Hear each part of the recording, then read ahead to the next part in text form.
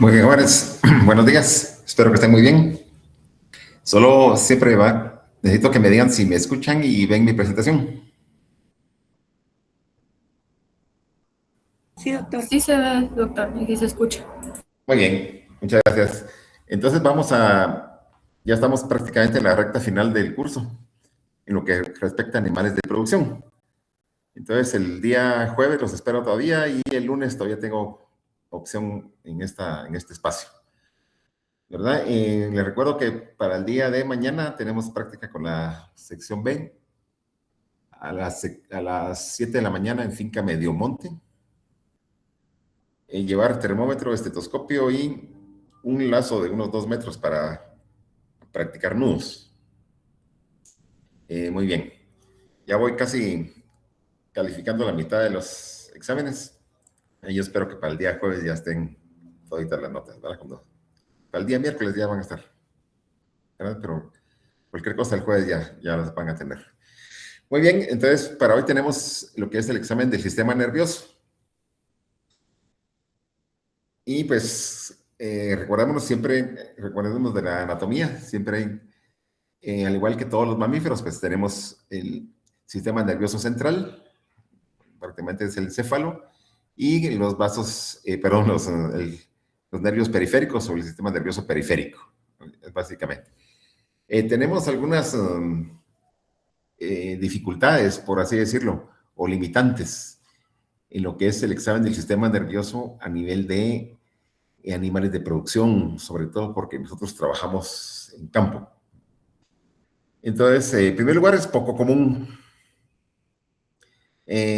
Se dificulta la obtención de información válida. Y sobre todo, es un sistema que es poco accesible. Recordemos que pues, el sistema nervioso central está protegido por el cráneo y lo que es la médula espinal pues está protegida por lo que es las vértebras. Entonces no tenemos acceso para una palpación o para una cuestión así. Nos tenemos que batir pues con lo que son prácticamente lo que son nervios, la poca historia que tengamos y ese tipo de cosas. Y no tenemos pues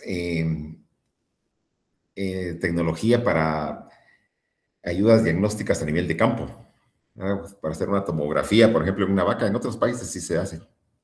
Pero en nuestro medio pues no tenemos ese apoyo. ¿Verdad? Entonces nos tenemos que batir prácticamente con lo que es el examen clínico, la historia y lo que veamos así prácticamente a nivel de campo del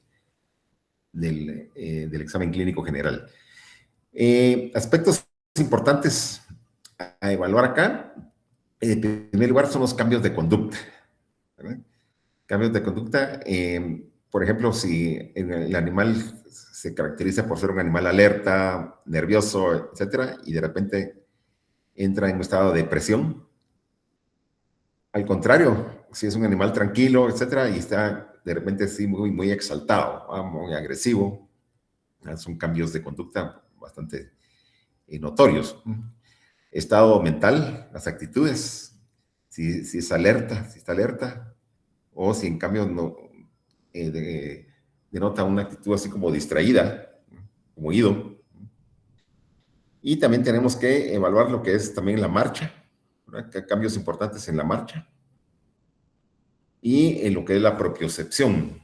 La propiocepción la determinamos, por ejemplo, cuando un animal tiene problemas de propiocepción, es cuando adopta posiciones que no le son naturales, ¿verdad? En la forma de pararse del animal principalmente.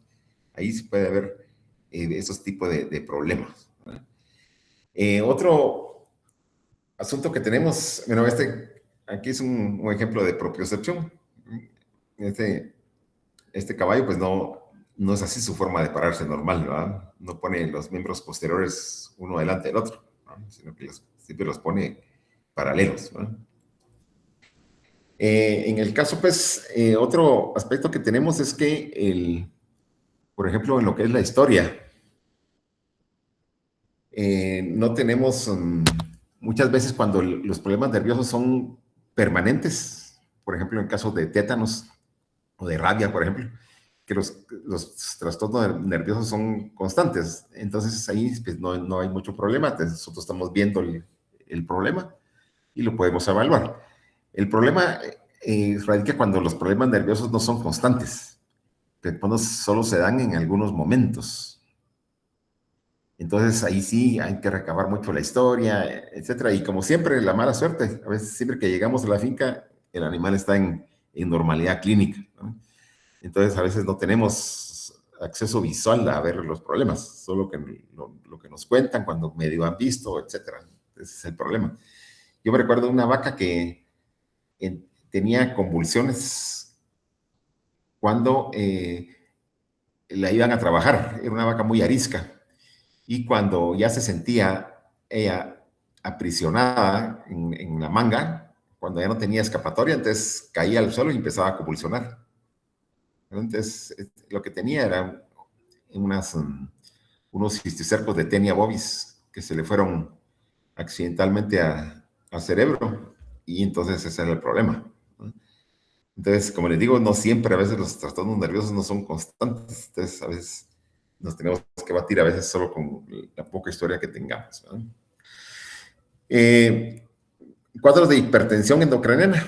Entonces el animal apoya su cabeza sobre una pared o sobre objetos sólidos, ¿no? Hay algunas enfermedades como listeriosis que provocan este tipo de problema. Ahí vamos a ver también algunas de las principales enfermedades del sistema nervioso. Y vamos a hacer un apartado especial para lo que es rabia. Sí, vamos a hablar el día de hoy un poquito sobre rabia porque hay algunos aspectos importantes que quiero algunos conceptos que quiero que queden bien claritos. Entonces, como les digo, los aspectos importantes es la historia clínica, sobre todo cuando los trastornos que nos están indicando no son constantes, no son permanentes. Tenemos que hacer una inspección de la motilidad. Tenemos que recabar información sobre movimientos involuntarios o tics, evaluación del equilibrio y identificar posibles zoonosis. En lo que respecta a la evaluación del equilibrio, cuando nos reportan que a veces el animal tiene trastornos nerviosos, procedemos a hacer una evaluación del equilibrio. Y eso lo hacemos en varios momentos, ¿verdad? Tenemos que evaluar el animal cuando está en marcha, cuando está caminando. Y también cuando se echa, hay que tomarse el tiempo para observar al animal, ¿no? Hay que observarlo cuando se echa y cuando se levanta. Son 3 momentos importantes donde si el animal tiene problemas de equilibrio, ahí los va a exponer. Repito, cuando está caminando, cuando se echa y cuando se levanta. Son puntos cruciales que si el animal tiene problemas de equilibrio, ahí los va a exponer. Entonces ahí tenemos que estar siempre con una capacidad de observación bastante grande para poder evidenciar esos problemas de equilibrio. Y lógicamente las posibles zoonosis, ¿verdad? Aquí vienen algunas enfermedades como por ejemplo la rabia, que se saben que tienes un gran problema en salud pública, y lógicamente nuestra responsabilidad como médicos veterinarios está en velar por esa salud pública. Entonces, por eso es que vamos a hacer un énfasis en algunas cuestiones como rabia. Vamos a ver algunos términos, ¿verdad? Ataxia es la falta de coordinación para realizar un trabajo o ciertos movimientos. Y lo más común es la incoordinación para caminar. Un animal que camina así como que estuviera bolito, ¿eh? Entonces, hablamos de ataxia, ¿verdad? El vértigo es cuando el animal se levanta, se incorpora cuando después de que está echado, tiene un como mareo, ¿verdad? Se queda así como vacilante después de pararse. Entonces, sí, hay un problema de equilibrio y decimos que es vértigo, ¿no? Paresia es una, digamos, es una parálisis pero parcial, ¿verdad? Son aquellos animales, y esto lo vemos, por ejemplo, en algunas enfermedades metabólicas, aunque no sea problemas del sistema nervioso, pero vemos el animal que no se puede parar está en paresia, puede ser paresia puerperal, por ejemplo, fiebre de leche, pero el animal sí puede mover los miembros, entonces por eso se llama parálisis parcial, ¿verdad? Intenta pararse, pero no tiene la fuerza suficiente para terminar el trabajo, ¿no? Entonces, pero sí mueve, y a veces hace hasta surcos ahí en la tierra, ¿verdad? Está así como manoteando, o sea, sí puede mover sus miembros, pero no puede tener la capacidad de terminar el trabajo, que en este caso pues sería incorporarse, ¿no? Pues se llama una parálisis parcial, ¿no? Y parálisis es la incapacidad total de realizar movimientos. Ahí sí no hay nada, ¿verdad? Ahí total, eh, una incapacidad total de los miembros, ¿verdad? Hemiplegia se dice parálisis de dos miembros. Por lo general son los miembros posteriores y en algunas enfermedades. Paraplegia es parálisis de los cuatro miembros. Son cuestiones muy, muy raras de ver. Anestesia es una pérdida de la capacidad para responder a estímulos externos, ¿no? Que puede ser dada por medios artificiales, ¿verdad? Como los sedantes, los analgésicos. Entonces pierde la capacidad de responder a estímulos externos. Y la hiperestesia es todo lo contrario, es una respuesta exagerada a estímulos externos, ¿no? Y aquí en hiperestesia eh, voy a mencionar, por ejemplo, una enfermedad que se llama tétanos, ¿no? Que es causada por un Clostridium tetani, que lo que causa es una hiperestesia dentro de todo, ¿va? Aparte, pues, produce convulsiones, espasmos, prolapso del tercer párpado, una posición típica que la vamos a ver, tengo una foto por ahí, y también tienen una respuesta exagerada a estímulos externos. Por eso, si ustedes miran un animal con tétanos o con que sospechen de tétanos, entonces es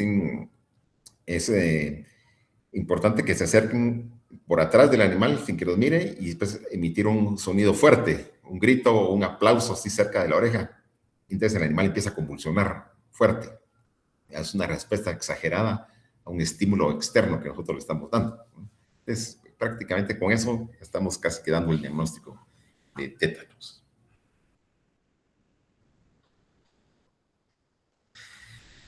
Como les decía, no tenemos tanto acceso por las ayudas diagnósticas y todo esto, no tenemos acceso al sistema nervioso como tal.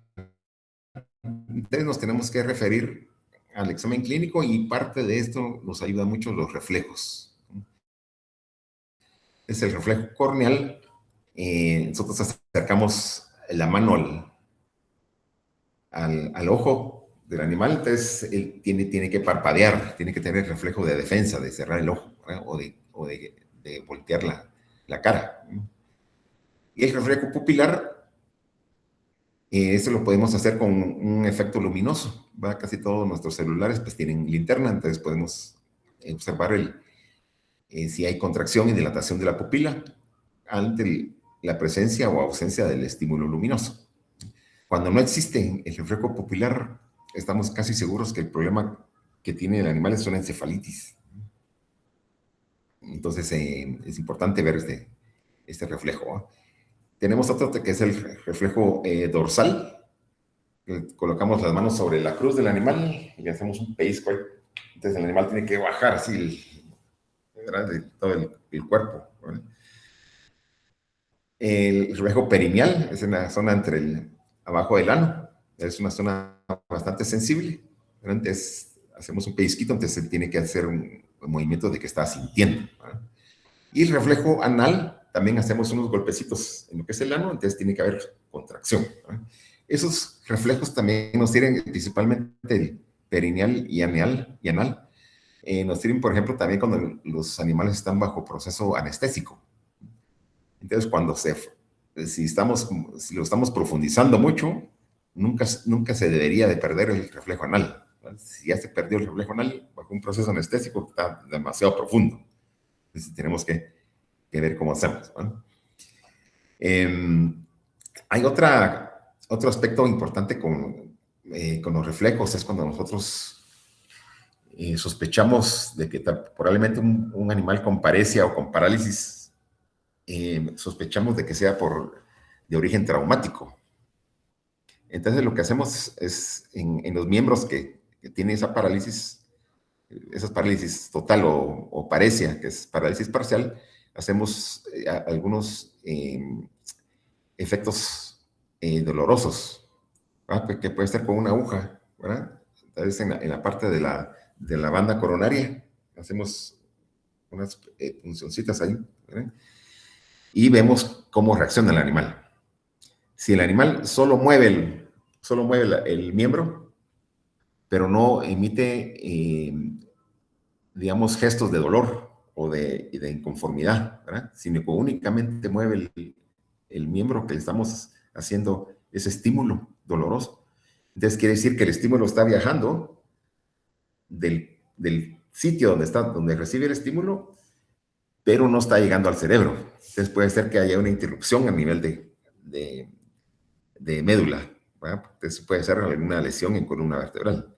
En cambio, si hacemos el estímulo doloroso y el animal, aparte que mueve el miembro, sí muge o mueve la cabeza y hace gestos de inconformidad, de dolor, entonces quiere decir que el estímulo está llevando el arco completo, desde el punto hasta el cerebro. Entonces ahí descartamos de que sea realmente un aspecto traumático. Entonces eso es importante, esto lo reflejo, ¿no? Y la historia, para descartar problemas metabólicos y apartarlo de problemas nerviosos, sí tenemos que ver, digamos, una vaca que esté en periodo de peripartal, muy poco antes del parto o muy poco después, que son muy susceptibles, especialmente las vacas lecheras, Jersey, son muy susceptibles a enfermedades metabólicas, ¿no? Entonces puede ser una enfermedad metabólica que no tenga nada que ver con el sistema nervioso, ¿no? Por ejemplo, fiebre de leche, la tetania hipomagnesémica, el síndrome de la vaca caída, la cetosis, ¿no? Todo ese tipo de cosas, ¿no? Que no tienen que ver nada con el sistema nervioso, pero entonces sí hay la historia, recuérdense de las bases fundamentales del examen clínico y la historia, entonces sí tenemos que ver el estado fisiológico del animal, ¿no? Si está en posparto o próximo al parto, entonces sí tenemos que descartar enfermedades metabólicas. Y dentro de las enfermedades más comunes del sistema nervioso, pues tenemos la rabia. No es que sea la más común, pero bueno, yo creo que actualmente sí, porque ya han habido muchos casos de rabia en los últimos años. Pero también tenemos lo que es la listeriosis, que es causada por una bacteria que se llama Listeria monocytogenes, el tétano y el botulismo, que los dos son causados por bacterias del género Clostridium. Tenemos la encefalopatía espongiforme bovina, que afortunadamente pues no está diagnosticada aún en nuestro medio. Y tenemos también, en el caso de intoxicación por plomo, ¿verdad? Hay veces que en las fincas dejan baterías, ahí entonces las vacas lamen, ingieren, entonces hay una intoxicación por eso, ¿verdad? Ya de todas las intoxicaciones y todo ese tipo de cosas las van a ver ustedes con más tiempo y propiedad en su clase de medicina de animales de producción. También una especie de babesia también causa trastornos nerviosos, la piroplasmosis, ¿verdad? También la cetosis, que es otra enfermedad metabólica, también produce trastornos nerviosos, ¿verdad? También produce síntomas nerviosos. Y también tenemos la diarrea viral bovina, que esta pues no, casi siempre los síntomas o lo que afecta en una finca está dado en los trastornos reproductivos, abortos, momificación fetal, pero también se puede dar el caso de que nazcan terneros enfermos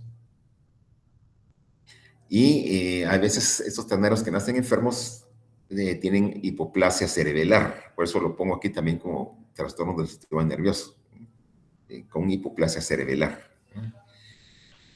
Con esto de la diarrea viral bovina, cuando ustedes miren enfermedades infecciosas van a ver con más tiempo, pero si el animal se infecta, si la vaca preñada se infecta en el día más o menos 80 al 120, que es cuando se está formando el sistema inmune, se están diferenciando los diferentes órganos y sistemas. Entonces, si la vaca se infecta en ese periodo, puede dar, puede suceder de que el animalito, el ternero, asuma el virus de la diarrea viral bovina como algo propio, ¿ya? Como algo propio. Entonces van a ser un animalito aparentemente sano, ¿verdad? Pero que está propagando la enfermedad. Eso se llama un PI o persistentemente infectado. Si la vaca se infecta en otro periodo de su gestación, puede haber que puede suceder que haya aborto o que nazca con hipoplasia cerebelar, por ejemplo, o que, por ejemplo, haya momificación fetal. La momificación fetal es cuando se muere el feto, lógicamente, y se pierden todos los líquidos de la gestación. Y entonces se pone como momia. Entonces el animal queda ahí y es una situación que es aséptica. O sea, no le causa problemas al animal, a la vaca. Entonces puede permanecer por X tiempo el feto ahí y el ganadero, si no tiene buenos registros, si no tiene buen control, ni cuenta se da, ¿no? A mí me ha pasado que a veces llego y palpo algunas vacas y me dicen, mire, fíjese qué raro, me dice, fíjese que esta vaca que usted me está diciendo que tiene 6 meses de preñez, me la palpó otro veterinario hace 8 meses y me dijo lo mismo, que tenía 6 meses de preñez. Entonces no puede ser, ¿va? Entonces ahí vemos que puede ser una momificación fetal, ¿no? Ya con el estudio o la palpación utilizando el ecógrafo, vemos que no hay líquidos, entonces ya se diagnostica, ¿va? Entonces ya le ponemos una prostaglandina para que haya expulsión de eso. O mejor, lo mejor sería hacer un diagnóstico de diarrea viral bovina y positiva, entonces mejor darle las gracias y mía. Muy bien, esta es la foto de un animal con tétanos. Esta es la posición característica. Ustedes miren un animal con tétanos, ¿verdad? De cúbito lateral con la cabeza extendida. Aquí no se ve, pero hay prolapso del tercer párpado.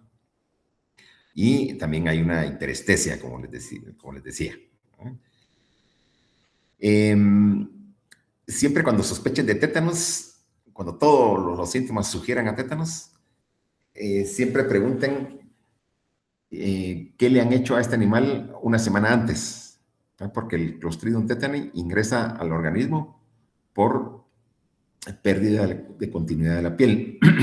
Entonces, a este animal o lo castraron, a ese animal, a nuestro paciente, ¿va? O lo castraron, o lo vacunaron, le aplicaron vitaminas o algo, o se lastimó. Bueno, pero sí tenemos que preguntar, y 7 días es el periodo de incubación del Clostridium tetani. Por eso en el campo le llaman la enfermedad de los 7 días. Entonces siempre pregunten eso. Y otra recomendación, siempre cuando hayan trastornos nerviosos, aunque sea muy sugerente a tétanos, ¿no? Pues hay que hacer el diagnóstico, ¿no? Con con la oreja, ¿verdad? Se quita desde la base, que es una forma de diagnosticar clostridios. Se va a mandar al laboratorio. Pero siempre cuando hayan trastornos nerviosos, siempre de rutina, descarten rabia. Yo supe de un caso de un doctor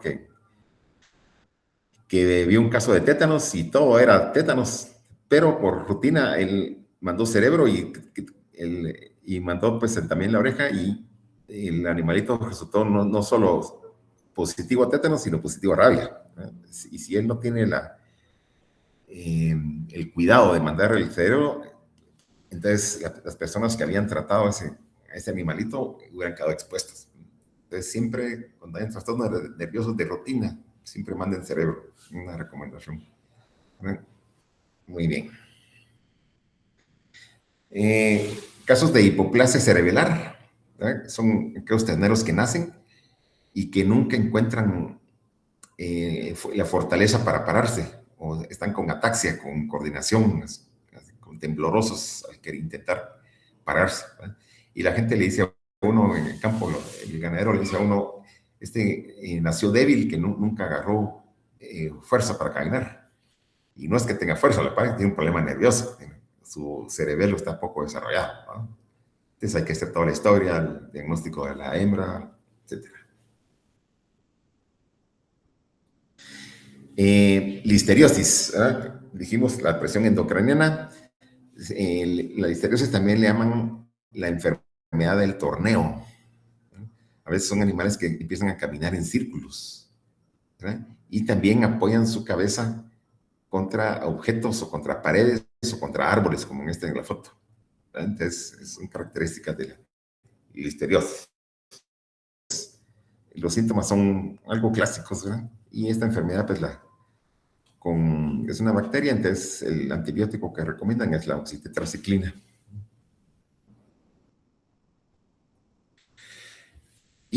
Pues otro síntoma nervioso evidente a veces es el tialismo, ¿no? Que en el caso de rabia no es que haya un tialismo verdadero, sino que es un tialismo falso. Lo que pasa es que existe una parálisis faríngea, entonces el animal no puede tragar.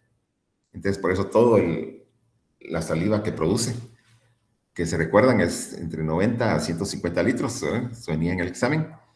Entonces toda esa cantidad de saliva no la puede tragar, entonces la está sacando. Entonces la gente dice tialismo, no es un tialismo verdadero, sino que es un tialismo falso porque no hay capacidad de deglución. Y también hay otra enfermedad que afecta sobre todo a caprinos, que es la artritis encefalitis caprina.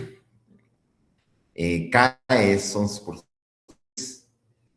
Entonces, la artritis la observamos en animales adultos y la encefalitis la observamos en cabritos, ¿verdad? En animales de pocos meses de nacidos. Entonces vemos los cabritos ahí que caminan con ataxia ahí, pero los adultos no. Los adultos lo que se observa son inflamación de las articulaciones. Esas son características de esta enfermedad.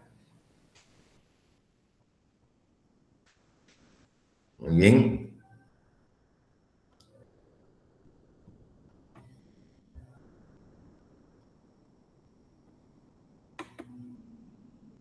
Uy.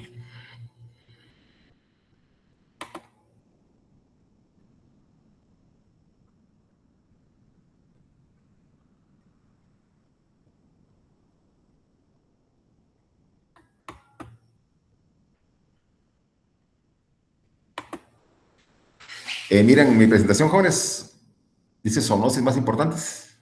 Sí, doctor, se ve. Ok.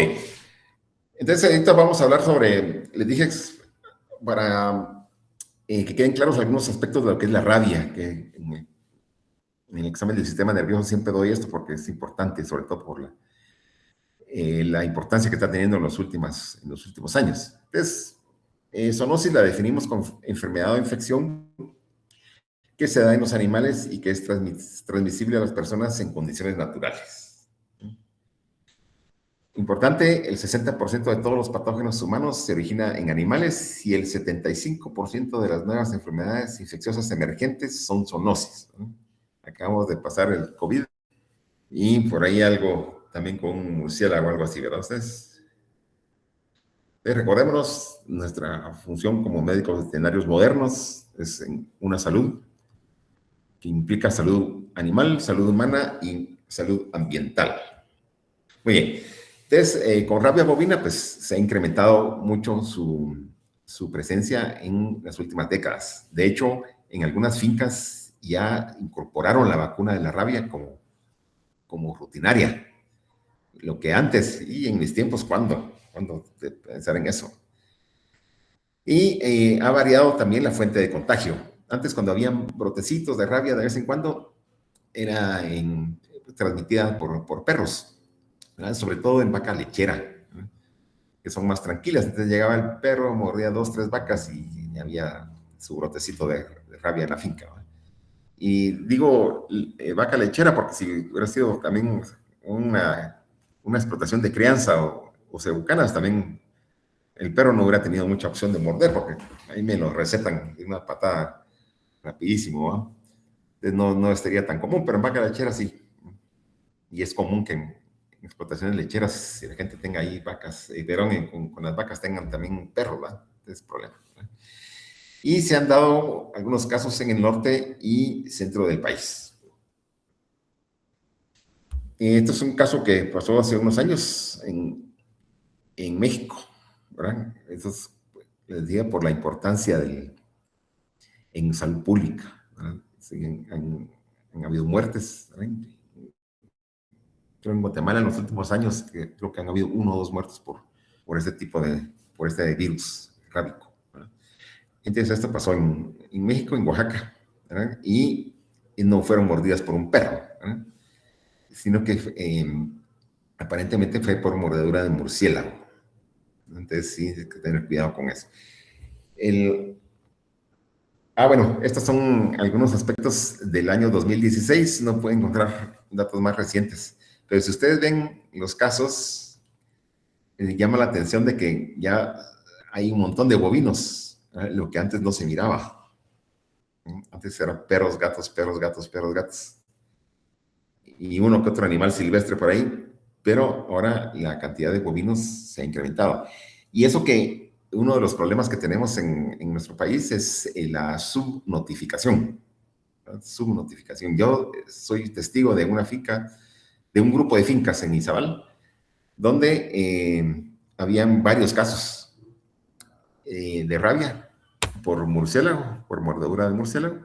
Eran más de 10, eran más de 10 casos en varias fincas, ¿verdad? Con los mismos síntomas, síntomas idénticos prácticamente. Entonces lo que hizo la gente fue, llamaron al maga y les enseñaron uno de los casos. No les dijeron que habían más ahí, porque la gente le tiene miedo al maga porque piensa que les van a cuarentenar la finca y cosas así.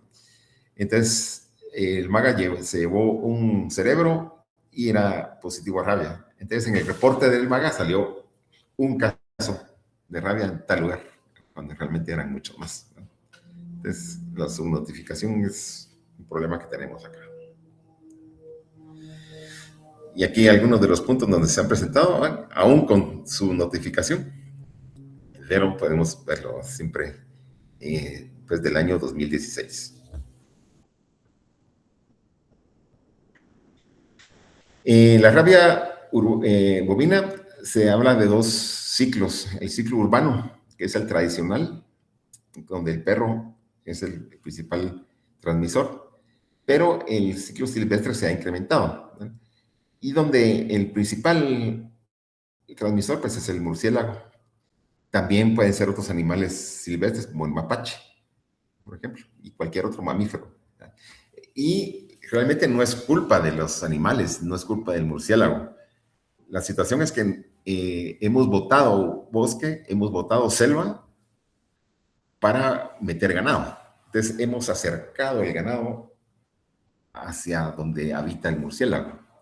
Y entonces el murciélago tiene que alimentarse. Y entonces están las vacas y creo que hasta más fácil alimentarse de sangre de una vaca que de tal vez animales silvestres que son un poco más ágiles, sagaces, ¿vale? Para evitar esto. También una vaca, pobrecita, pues fácilmente se alimenta, entonces el murciélago hasta ha encontrado ahí una fuente de alimento más accesible, ¿no? Entonces ese ha sido el problema, pero repito, ha sido un asunto por el efecto humano, ¿verdad? Hemos metido las vacas al hábitat de estos animales. Y los síntomas, tenemos incoordinación, estos son los síntomas iniciales, espuma en la boca por el tialismo, el falso tialismo, debilidad y posterior parálisis del tren posterior. Empieza con una debilidad, entonces la gente piensa que se golpeó, cualquier cosa, ¿verdad? Y entonces ahí están dándole tratamientos, exponiéndose. Esta debilidad termina en parálisis.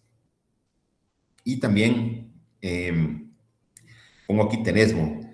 Eso es un síntoma que no es el más común, Pero, por ejemplo, hay vacas que presentan o bovinos que presentan este síntoma, que pareciera que tuviera dificultades para defecar. Entonces ahí están las personas poniéndole, administrándole vía oral aceite mineral, otros laxantes, ¿verdad?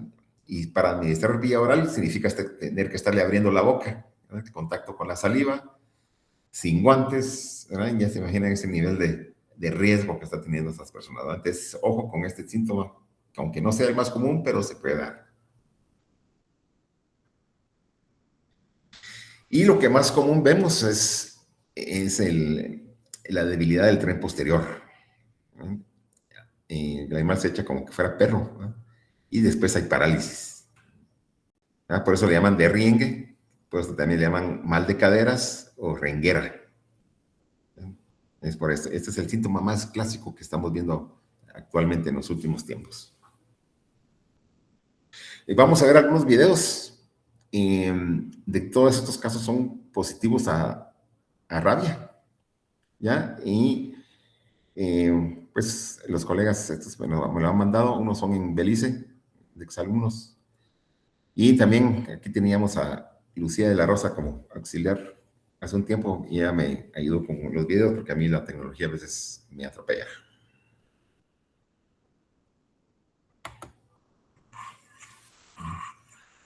Observen el temblor del animal, ¿va? Aquí no se observa el derrengue, aquí son otros síntomas, ¿va? El derrengue lo vamos a ver después. Sí vemos un síntoma nervioso evidente, el falso tealismo.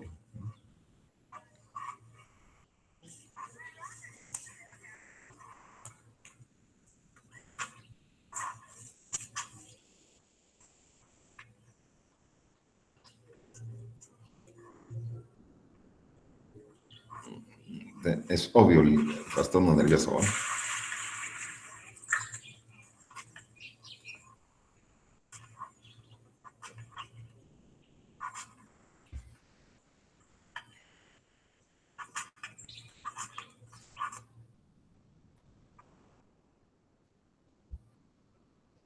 Tenemos otro animal que también con síntoma nervioso evidente.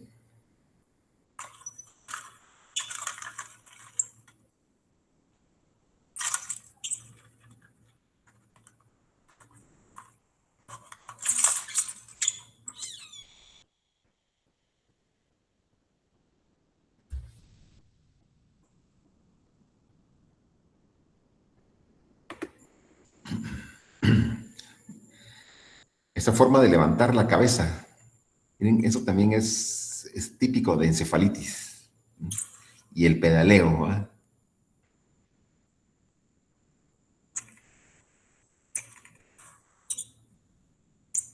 Doctor, fíjese que no se ve la presentación. ¿Perdón?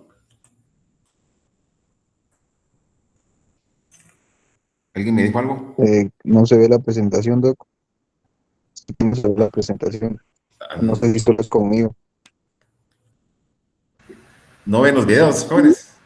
Yo sí los veo. ¿Sí se ven, doctor? Antes, qué raro, pues. Entonces, solo yo. Bueno, pues ya está casi que cambiando de potrero, del potrero terrenal al potrero celestial, ¿eh? Siempre con su característica eh, salida de saliva. Y miren, este video que viene es lo que vemos en Campo Más. Así que sí, pónganle mucho coco porque eso es lo que se ve, ¿verdad? Primero, una debilidad del tren posterior y pues va a terminar en lo que es parálisis, ¿no?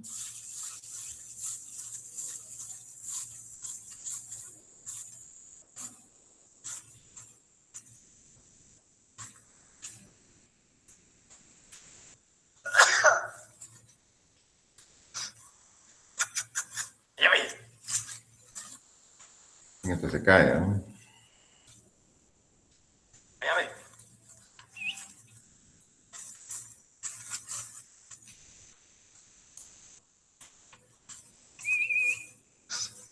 Eso es lo que más vemos actualmente en el campo.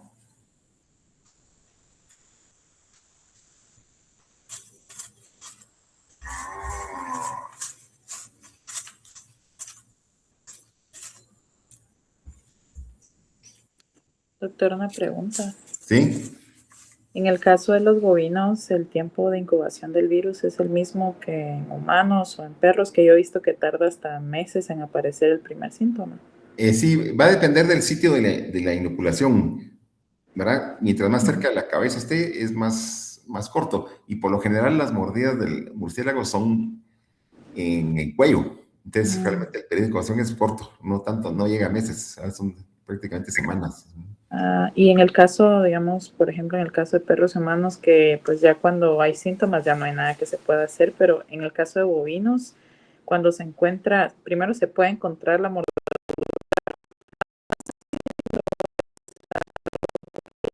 pasa a cerrarla, ¿verdad? Y qué protocolo de lo sigue si se encuentra la Sí, mordedura. mire, la única especie que permite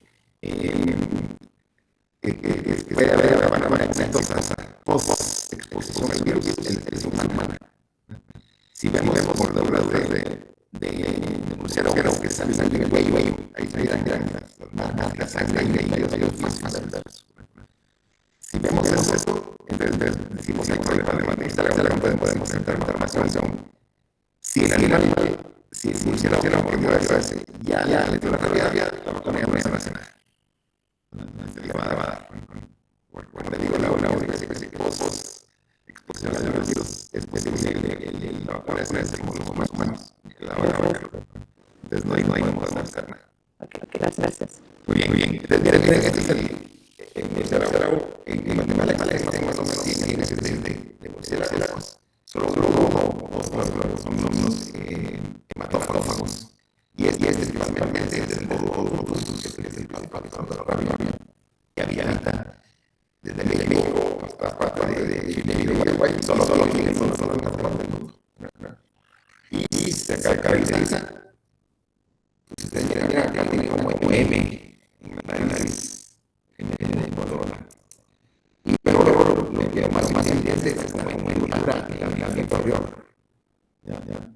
Esta hendidura de la inferior le sirve a él, porque por la cual después de alimentarse, regresa a la finca, regresa a la cueva y recluta parte del domicilio. Ellos se alimentan más o menos de 20 a 25 centímetros de sangre todos los días, todo el sangre se alimenta y recluta parte de eso para que se alimenten los más pequeños o alguno, su compadre que no haya podido alimentarse, solidarios. Entonces, esa es parte de su comportamiento. Entonces, una forma de identificarlo es la forma de la nariz esta y principalmente la hendidura en el labio inferior. Sus hábitos son nocturnos. El murciélago, por lo general, es un repertorio sano del virus rábico, pero hay algunos que sí les puede afectar. Si ustedes van en la calle, en el rural o por ahí, miran un murciélago de día, es peligrosísimo, porque se anda loqueando. Está fuera de su comportamiento normal. Puede ser que tenga encefalitis, pues anda de día ahí, ansiando cuando no debería hacerlo. Entonces, mucho cuidado con los murciélagos que vemos de día. Entonces, ¿qué hacíamos antes, verdad? Lo que antes hacía era un control radical del doctor. Entonces, lo que hacía la gente a veces era venían y buscaban la cueva y la dinamitaban, prácticamente, o la cerraban. Entonces, ese es un problema porque claro, vemos que en murciélagos hay muchos que son causan beneficios al medio ambiente, al ecosistema. Entonces, en una cueva habitan varias colonias de murciélagos. Están los hematófagos, están los polinizadores, los insectívoros, los frutíferos, hacen colonias ahí, no se mezclan entre ellos, ¿verdad? O sea, no hacen convivio navideño, no. Sí hacen churrasco y churrasco de fin de semana, pero son buenos vecinos, se respetan, ¿verdad? Entonces, si nos volamos toda toda la cueva estamos causando problemas al ecosistema y tenemos que hacer algo ecológico. Es que la cueva ahora es bastante consciente de la ecología, entonces eso ya no es indicado, ¿no? Entonces tenemos que valernos en el control conservador del vector, un control selectivo, ¿verdad? Y ese consiste, si es poco lo que tenemos, podemos aplicar Vampigel, que es un anticoagulante. Este se coloca en la herida, las heridas que dejó en el cuello, principalmente el vampiro. El vampiro, entre su saliva, tiene un anticoagulante y tiene un analgésico, ¿verdad? Eso le ayuda para alimentarse mejor. Cuando un vampiro se alimenta de una vaca, la marca. Entonces, aunque la vayan a esconder a otro potrero que se la lleven, el murciélago la va a encontrar. La busca, la encuentra, lame la herida que ya dejó el día anterior o la noche anterior, con el anticoagulante vuelve a habilitar la herida y se vuelve a alimentar. Entonces, si ponemos Vampigel ahí en la herida, entonces él la va a ingerir y se va a morir. Yo le pregunté a un biólogo qué función en la naturaleza tenían los vampiros hematófagos, y me dijo que prácticamente solo les servían a ellos, los biólogos, para ver la estabilidad del ecosistema. Entonces capturaban cierto número de vampiros y miraban qué porcentaje eran polinizadores, qué porcentaje eran fructíferos, qué porcentaje eran insectívoros. Cuando subía mucho el porcentaje de los hematófagos, quiere decir que ahí hay una ruptura en el ecosistema, en el equilibrio del ecosistema.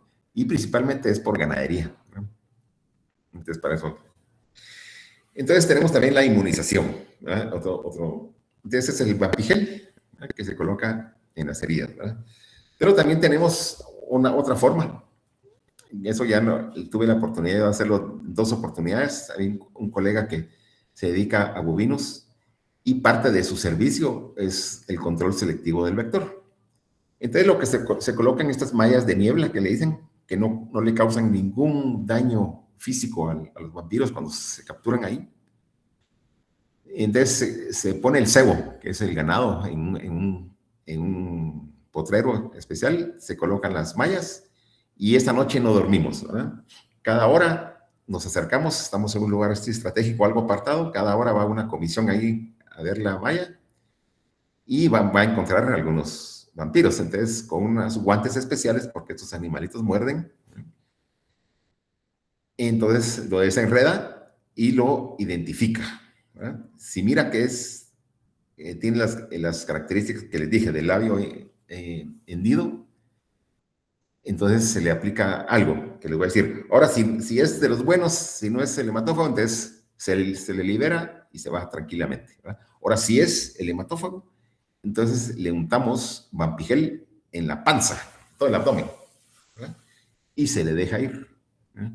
Entonces, cuando este animalito llega a la cueva, va a regurgitar la sangre, como les dije, para que se alimenten los más pequeños o algún compañero que no se pudo alimentar. Entonces, esa sangre va a caer a su abdomen, donde está el Vampigel. Entonces, de ahí van a lamer todos y se van a morir. De se calcula que por cada murciélago untado, nos vamos a matar más o menos 25, pero selectivamente. A los que son beneficiosos para la naturaleza no los estamos tocando, ¿no?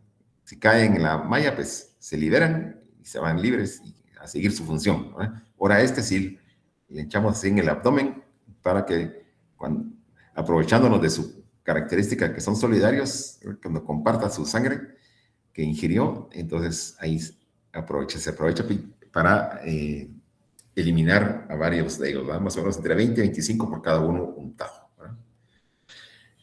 Y ahí está, pues, el grupo que llevé en ese año a hacer esa prueba, esa práctica. Ahí están ellas cada quien con su vampiro. Yo no me animé porque soy algo miedoso con esos animales, me dan muchos nervios, ¿verdad? En cambio, las patojas sí son más valientes, entonces ellas sí capturaron sus murciélagos y los untaron con Vampigel. Y tenemos, pues, la otra herramienta, que es la vacuna, ¿no? Hay varias marcas en el mercado. Esta es la que yo uso, se llama Diarinfine. Y con esta vacuna los mexicanos han eliminado la rabia bovina en varios de sus estados. En todo México no, todavía tienen, pero en varios estados ya han declarado libre utilizando esta vacuna, que es una cepa Acatlán que tiene la gracia, eso es lo que promueven ellos, que es extraída directamente del murciélago. Y se puede utilizar en varias especies, como dice, bovinos, equinos, caprinos, ovinos. Esa es la que he usado yo últimamente cuando veo que en las fincas hay bastante animales mordidos. Entonces esa es la que yo, pues, utilizo, ¿verdad? Muy bien, jóvenes, entonces ahí estamos en tiempo. Entonces los espero. Bueno, primero quiero ver si hay alguna duda.